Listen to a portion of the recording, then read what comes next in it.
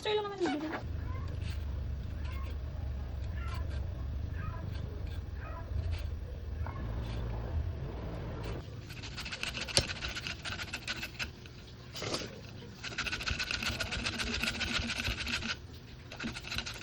Kaya yung isa. Hindi yan dumupunta dun eh. Pag ako nga eh. Nagubas ako dyan, nandun siya nakaupo. Hindi ko alam bakit pag ganyan niya sa akin. Alam niya kasi hindi ko siya ganun kakapaluin eh. No, yung iba yung birthday tsaka sa graduation. Ganun din ako dati. Sa kanya, wala na. Parang nagtatampo. No. Ganun din ako dati. Ano kayong trabaho nung mga nandito? No? Wala rin sila sa morning, no? Ha? Uy, pwede yun sana. Mama, tanda na yun. Sabi mo lang yun sa akin, habang natutulog ako.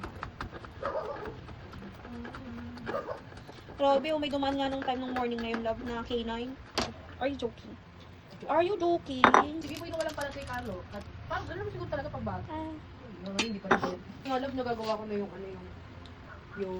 diba, pag sinabi ko mag-sleep na ako, tapos binitawan ko yung phone. Sensitive na yung parang gano'n ko. Kasi nga, syempre, hindi ko alam kung si Cooper ba, Cooper na yung nabagsak. Ano na yun? Okay, hindi gising ka. May mga manok kasi doon, di ba?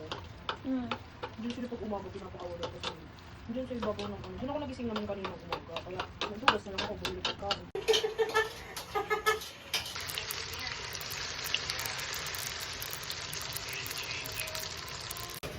Yum yum! Kain po!